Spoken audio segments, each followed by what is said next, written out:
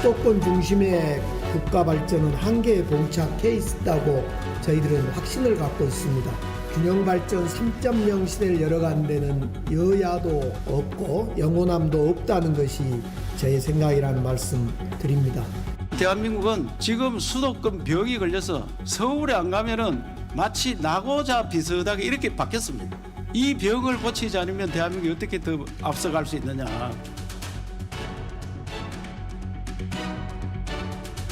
우리 국민 누구나 어느 지역에 사느냐와 관계없이 공정한 기회를 누릴 권리가 있고 경제와 산업이 꽃피우는 진정한 지방시대를 열겠다고 약속을 드렸습니다.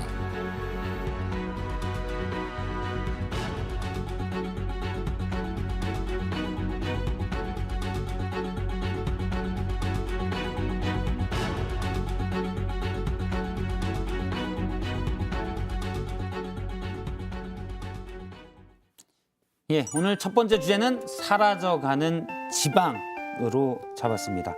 앞서 영상에서 봤는데요. 두 분 단체장님이 아마 가장 구체적으로 피부로 가깝게 느끼실 것 같습니다. 지방의 소멸 좀 지방이 위축되면서 현재 어떤 문제들이 있는지 먼저 이철우 지사님부터 좀 얘기를 해주시겠습니까? 예, 우선에 활기를 잃었죠. 지방의 청년들이 이제 대학을 수도권으로 가려하다 못 가잖아요. 그러면 지방에 이제 오거든요. 지방에 와서 대학을 졸업하면 그 지역에 살아야 되는데 다 수도권으로 또 취직하러 갑니다. 그러면 청년들이 점점 없어지는 거예요. 그 청년들이 없으니까 대기업을 유치하러 가면은 일할 사람이 없다. 또 서울에 그 수도권에 가 있으니까. 예. 그래 이게 하루 이틀이 아니고 이 오랜 세월이 걸쳐서 했기 때문에 지방에 활기를 잃습니다. 그래서 제가 4년 동안 하면서 투자 유치하러 다니보면 가장 큰 문제가 사람이 없다.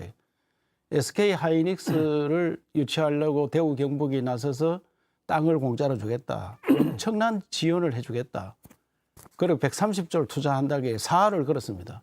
그런데 결국은 경기도 용인으로 갔는데 용인에 가서도 땅을 한참 못 샀어요. 예. 그래서 제가 다시 타진을 해보니까 지금은 땅을 많이 샀다 하더라고요.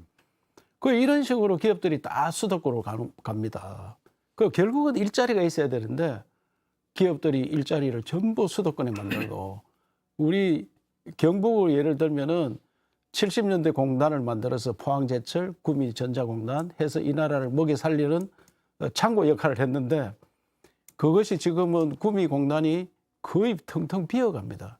삼성, LG 이 큰 기업들이 빠져나가고 예. 1차적으로 있던 방직 공장들이 거의 다 문을 닫은 형편이라서 공장들이 텅 비어 있는 이 땅을 보면서 얼마나 힘들어서 제가 얼마 전에 이재용 회장 만나서 이제 인공 로봇, AI가 일하는 시대인데 돌아오면 안 되느냐.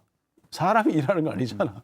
그 베테랑 같은 거 좀 돌아왔으면 좋겠다. 이런 하소연을 하고 있습니다. 그래서 정말 활기를 잃었다 한마디로 하면 예. 이런 말씀을 드릴 수 있습니다. 기업이 없으니 사람도 빠져나가고 또 나중에 기업은 다시 인재 확보가 어려우니 수도권에 있어야 된다. 악순환이다 이 말씀이시죠? 우선에 예. 우리 젊은이들 키워놓으면은 젊은이들이 수도권으로 가야지 성공한 걸로 생각을 합니다. 근데 이제 지사님 구미공단을 가졌던 화려한 시절은 있었을 거 아닙니까?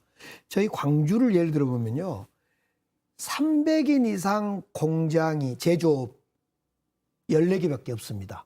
그러니까 대표적으로 뭐 금호타이어, 기아자동차, 엠코 이런 것이 있는데 그러니까 300인 이상 기업체가 14개 있어요. 구미공단 한때 좀 있었을 건데 상장 기업이 광주 광역시에 34개인가 밖에 없어요. 코스닥 코스피 쪽에. 그러니까 광주도 전형적인 일자리가 없는 도시이고 기회가 없는 도시죠, 한마디로.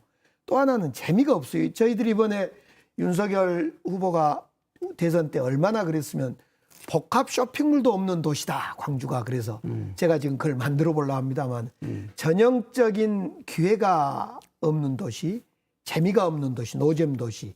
그래 제 슬로건을 이번에 대면서 기회도시 광주라고 했습니다. 오죽했으면. 그래서 기회를 좀 만들어 봐야겠다. 창업이라든가 청년 창업 등으로 해서 기회도시를 만들어 봐야겠다 그런데 그래도 한때 구미공단이라도 유지해 봤는데 저희들은 그런 재미도 없습니다, 사실은. 광주면 호남의 대표 도시인데도 불구하고 없어요. 여기에서 네. 좀 말씀드려야 네. 될 게 광주만 놓고 보니까 뭐 300개 기업이 14개밖에 없다고 예. 하는데 또 여수라든지 광양이라든지 이런 데는 공장들이 많이 있잖아요. 목포 이런 데는. 그렇습니다. 광양 쪽이 그래서 좀 있습니다. 우리나라가 가장 잘못된 게 이 정책이에요. 직할시를 만드는 거. 제가 경북 도지사를 해보니까 대도시 중심으로 점점 발달해 가는 거예요. 대도시는 교육 문화를 하고 인근 지역은 생산 단지가 되는데 이걸 똑띠가 광주, 전남 구분하고 대구, 경북 구분을 하고 또 뭐 부울경도 마찬가지고요. 그러다 보니까 도시 발전이 늦어지고 여기에 수도권에 더 쏠림 현상이 생긴 거예요. 그래서 여기에. 예. 그래 지금이라도 제가 볼 때는 그 500만 단위 정도로 뭉쳐야 돼요. 행정구역 개편이 이거 필요하다는 광주만 말씀이시군요. 자꾸 이야기하니까 광주는 전남에서 먹고 사는 게 광주거든 사실상. 예. 대구도 GRDP는 전국의 꼴찌지만 경북하고 대구하고 놓고 보면은 우리가 생산을 엄청 많이 해도 살기는 대구가 더 잘 살아요. 개인당 GDP는 대구 높습니다. 경북보다. 예. 왜? 이 알짜배기는 다 와서 경북에 생산해가 살기는 대구가 사는 거예요. 광주도 마찬가지고요. 그렇습니다. 예. 예.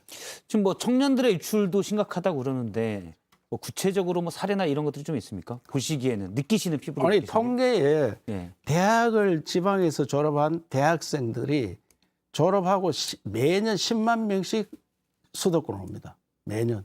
예. 그 통계가 나와 있습니다.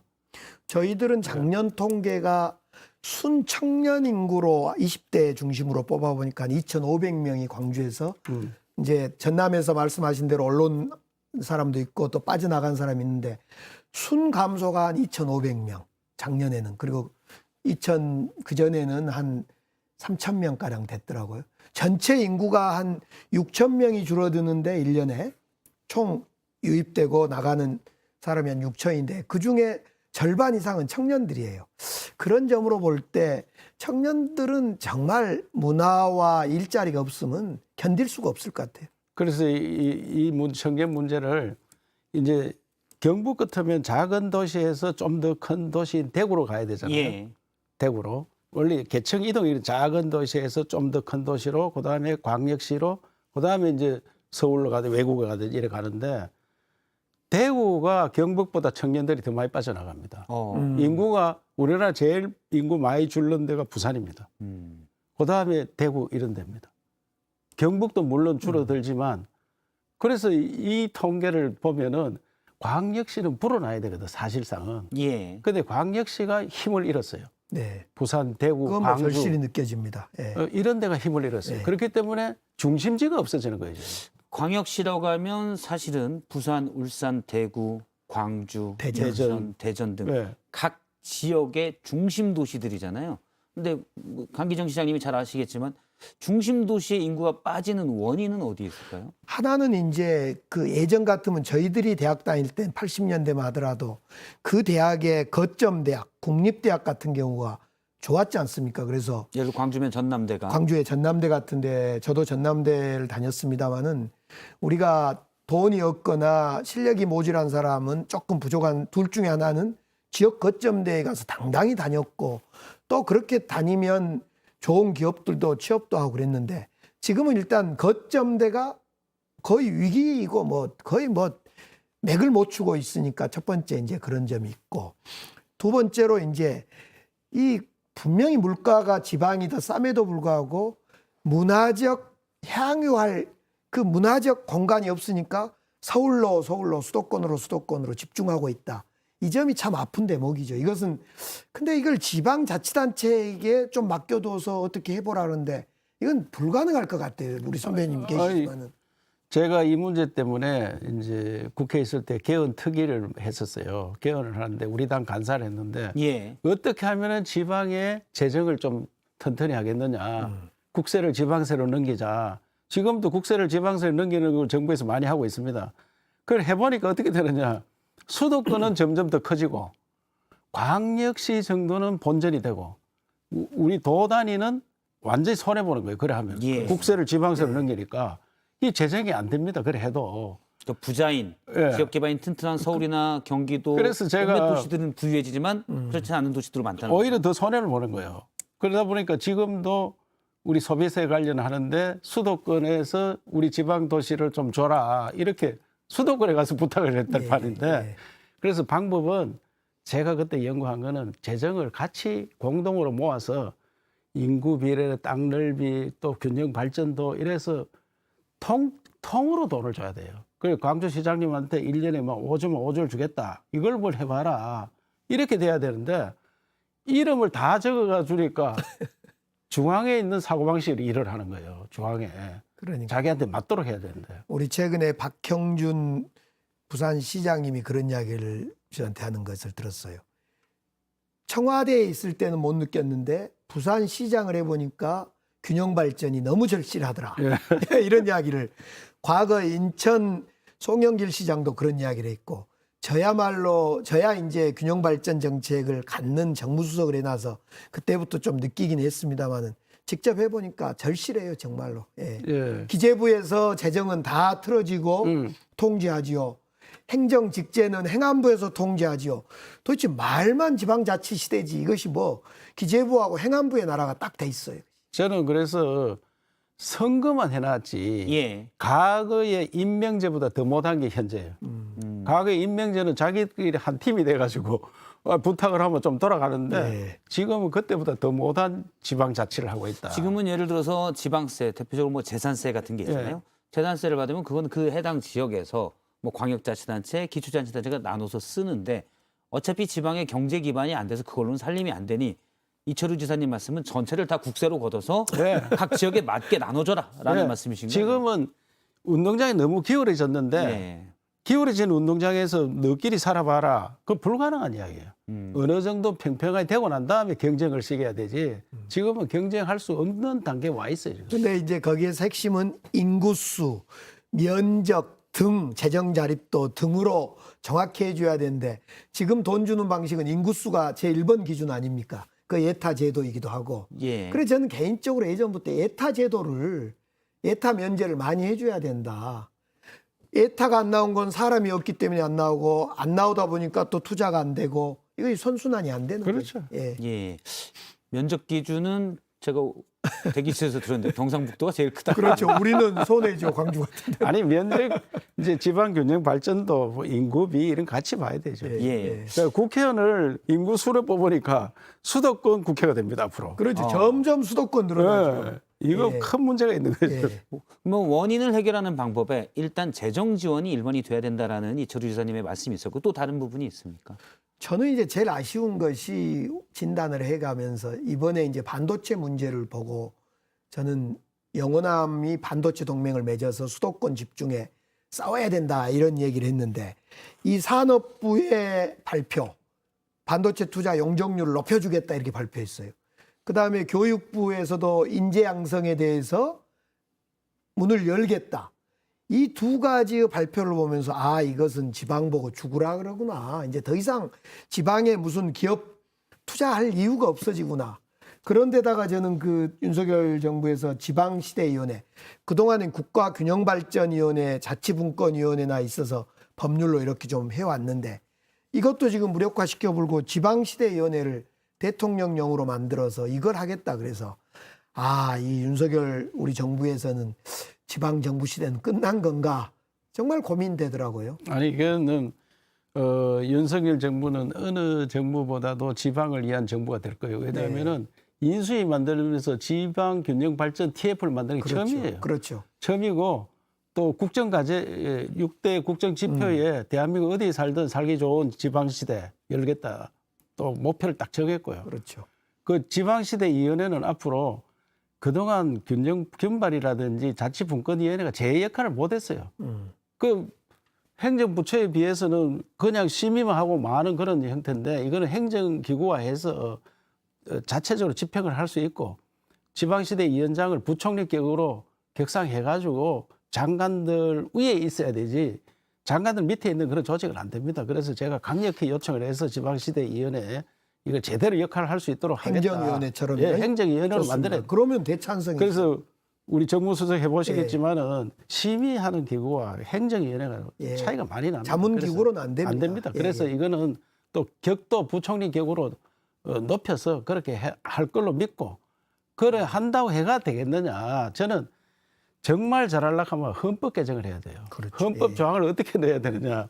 예. 제가 연구를 해보니까 딱 이래 돼야 됩니다. 중앙정부는 지방정부가 할 수 없는 일만 한다. 지방이 일을 다 할 수 있도록 만들어야 돼요. 우리 앞에 있는 소나무, 앞에 있는 강, 그걸 내가 관리 못하게 돼가 있어요. 이거 국가기관에서 다 내려서 관리하는 거예요. 예. 산림청에서 와서 하고 환경부에 환경청에서 하고 다 내려와 있어요. 국가기관들이. 지방자치란 것은 그 주민들을 행복하게 살도록 안전하게 살도록 하고 교육 문제를 우리가 알아서 해야 되는데 교육위원회 따로 있고 또 중앙기관 다 내려와 있고 도지사는 선거해놓고 감나라 대추나라 다 하고 그래서 지방이 우리나라 발전 못하는 이유가 특색이 하나도 없잖아요. 예. 예. 제가 덧붙일 거 없어요. 똑같은 생각이에요. 거의. 일단 제가 지금까지 들어보니까 네. 지방이 너무 소외되고 이거 제도적으로 바뀌어야 된다라는 동의하시고 윤석열 정부의 지방 정책을 평가할 때는 약간의 의견 차이가 아직은 좀 있었습니다. 아니 예. 우리 아니, 강 시장님이 그 내용을 정확하게 아직 예. 지방시대가 발족이 안 됐거든요. 발족되면은 확실히 달라지는 모습을 보일 거라 저는 생각합니다. 좋습니다. 뭐 기대는 하겠습니다. 예. 지방시대위원회는 그래도 균형발전위원회는 법률에 근거한 위원회고 예. 자문위원회로서 한계가 있지만은 이 지방시대위원회는 청와대령으로 대통령령으로 갔기 때문에 훨씬 현재 모습은 더 약해져 있습니다. 저는 지사님 말씀처럼 이 지방시대위원회가 제가 볼 행정위원회로 가고 행정위를 가는데 제가 볼 때는 현재 정부 조직법을 바꿔야 되는데 현 구도상 못 바꾸고 있잖아요. 한 가지는 그때 가면은 법률 기구로 만들어야 돼요. 저는 대학의 권한을 지방정부에 넘긴다라는 행정권한 재정을 넘기겠다는 국정과제를 윤석열 정부가 하길래 대박수를 치고 제 광주시의 직제에 교육국이라는 걸 뒀어요. 그런데 요즘 이 저 반도체 관련해서 인재 양성 뭐 교육부 발표 보면 전혀 그 말과 지금 틀게 가는 것 같아서. 그래서 대통령 생각과 중앙공무원 생각이 다르다고 제가 느끼고 있는데 중앙공무원들은 편하게 하는 거예요. 네. 지금 반도체는 빠르게 인력을 보강해라, 인력 양성을 해라 하니까 손쉬운 방법은 수도권에 잘 돼 사람 있는 열어줘서. 대학들이 예. 좀 늘려주고 영적률 높여주고 뭐 개발하고 이런 게 빠르잖아요. 예. 그래서는 쉬운 길로 가면 나라 망하는 길로 가는 거예요. 예. 예. 어렵더라도 지방의 모든 걸 다 해야 됩니다.